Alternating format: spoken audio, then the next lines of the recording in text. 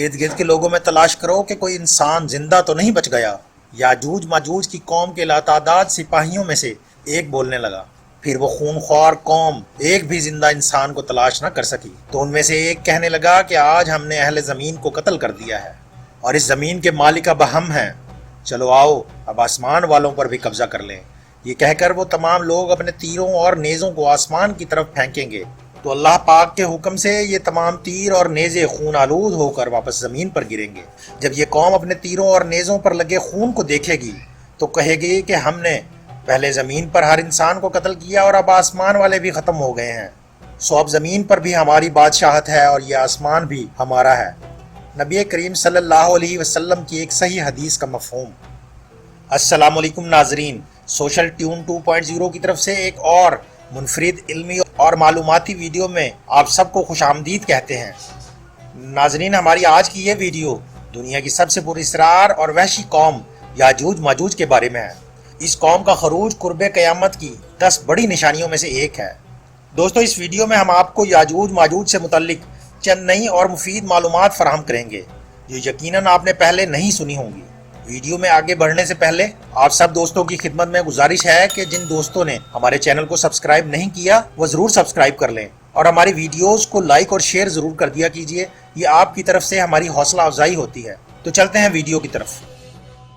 اللہ رب العزت نے ہر قوم اور قبیلے کو کسی فتنہ اور آزمائش میں ہمیشہ مبتلا کیا ہے، جس کی خبر پیغمبروں نے اپنی اقوام کو دی ہے۔ امت محمد صلی اللہ علیہ وسلم کے لیے ایک بہت بڑی آزمائش وحشی اور درندہ صفت قوم کے خروج کی شکل میں لکھ دی گئی ہے، جس کے وقوع پذیر ہونے میں کوئی شک نہیں۔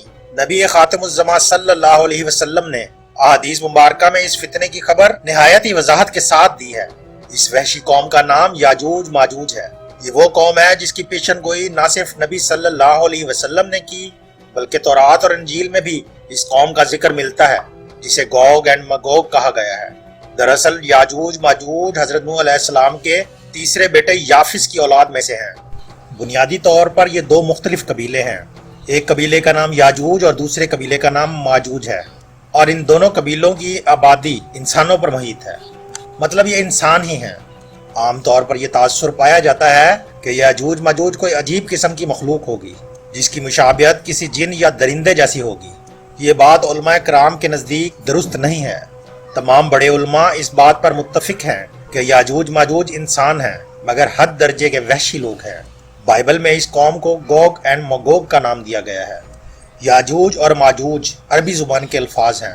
اگر ان الفاظ کے معنوں پر غور کیا جائے تو ہمیں یہ بات معلوم ہوتی ہے کہ یاجوج ماجوج طبیعت کے اعتبار سے بے حد خشک، شفاق اور سخت مزاج قوم ہوگی، اور جب یہ لوگ انسانوں کی بستیوں پر حملہ کریں گے تو ان کی تعداد اور طاقت کے سامنے کوئی انسان ٹھہر نہ سکے گا۔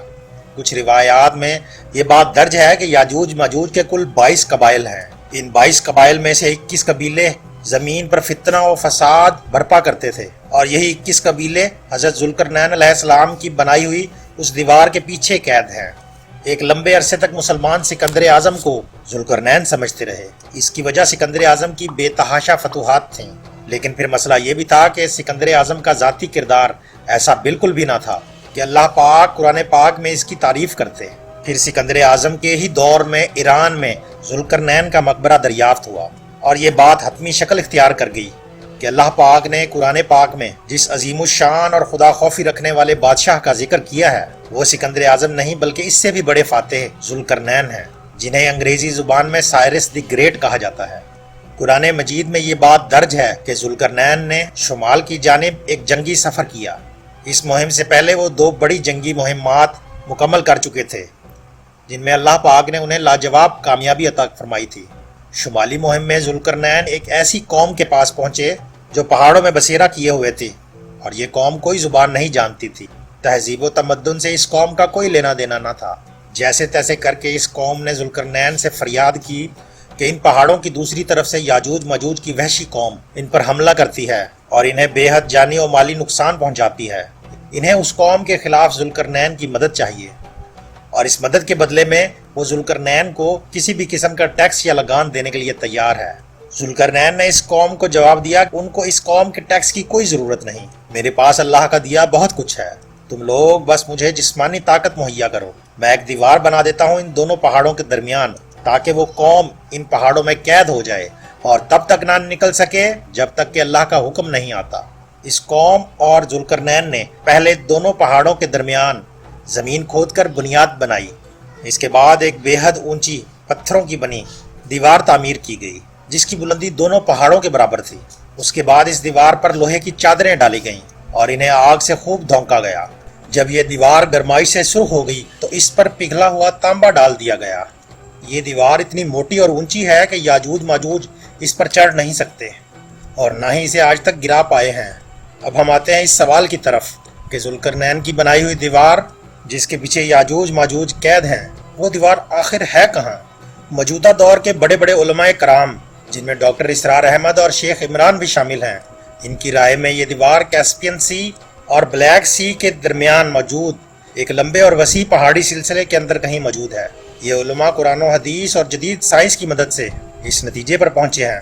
قرآن مجید اور احادیث مبارکہ کی روشنی میں اگر دیکھا جائے تو اس بات کے قوی امکانات موجود ہیں کہ یاجوج ماجوج کو قید کی ہوئی دیوار اسی پہاڑی سلسلے میں کہیں موجود ہے۔ احادیث مبارکہ سے ہمیں اس بات کا بھی علم ہوتا ہے کہ یاجوج ماجوج کی تعداد ان گنت ہوگی اور شاید ان کی طاقت جس کے زور پہ وہ دنیا میں قتل و غارت کا بازار گرم کر دیں گے، وہ جسمانی کم اور تعداد کے اعتبار سے بے پناہ ہوگی۔ ایک حدیث مبارکہ کا مفہوم ہے کہ ایک انسان جنت میں جائے گا تو 999 لوگ جہنم میں جائیں گے۔ یہ 999 لوگ یاجوج ماجوج میں سے ہوں گے۔ آسان الفاظ میں جب یاجوج ماجوج دنیا پر چڑھائی کریں گے تو ان کی تعداد مسلمانوں کی تعداد کے مقابلے میں 999 گنا زیادہ ہوگی۔ یاجوج ماجوج اتنی تعداد میں ہوں گے کہ دنیا میں کسی نے اتنی بڑی تعداد میں کوئی قوم نہ دیکھی ہوگی۔ حضرت عیسیٰ علیہ السلام کے نزول کے بعد لوگ امن اور چین کی زندگی بسر کر رہے ہوں گے کہ یاجوج ماجوج کی دیوار ٹوٹ جائے گی اور یاجوج ماجوج نکل پڑیں گے۔ اللہ تعالیٰ کی طرف سے حضرت عیسیٰ علیہ السلام کو حکم ہوگا کہ وہ مسلمانوں کو طور کی طرف جمع کر لیں، کیونکہ یاجوج ماجوج کا مقابلہ کسی کے بس میں نہ ہوگا۔ وہ اتنی بڑی تعداد میں اور اس تیزی سے نکلیں گے کہ یہ بلندی سے پھیلتے ہوئے معلوم ہوں گے۔ وہ شہروں کو روند ڈالیں گے، زمین میں جہاں پہنچیں گے تباہی مچا دیں گے اور جس پانی پر سے گزریں گے اسے پی کر ختم کر دیں گے، یہاں تک کہ جب ان کی پہلی جماعت بحیرہ تبریہ پر سے گزرے گی تو اس کا پورا پانی پی جائے گی، اور جب ان کی آخری جماعت وہاں پہنچے گی تو اسے دیکھ کر کہے گی کہ یہاں پانی کبھی ہوا کرتا تھا۔ آخرکار یاجوج ماجوج کہیں گے، اہل زمین پر تو ہم غلبہ حاصل کر چکے، آؤ اب آسمان والوں سے جنگ کریں۔ حضرت عیسیٰ علیہ السلام اور ان کے ساتھی اس وقت ایسی جگہ گھرے ہوئے ہوں گے جہاں غذا کی سخت قلت ہوگی۔ لوگوں کو ایک بیل کا سر 100 دینار سے بہتر معلوم ہوگا۔ پھر لوگوں کی درخواست پر حضرت عیسیٰ علیہ السلام یاجوج ماجوج کے لیے بد دعا فرمائیں گے، بس اللہ تعالیٰ ان کی گردنوں اور کانوں میں ایک کیڑا پیدا فرما دیں گے جو بعد میں پھوڑا بن جائے گا۔ اس سے ان سب کے جسم پھٹ جائیں گے اور وہ سب کے سب اچانک ہلاک ہو جائیں گے۔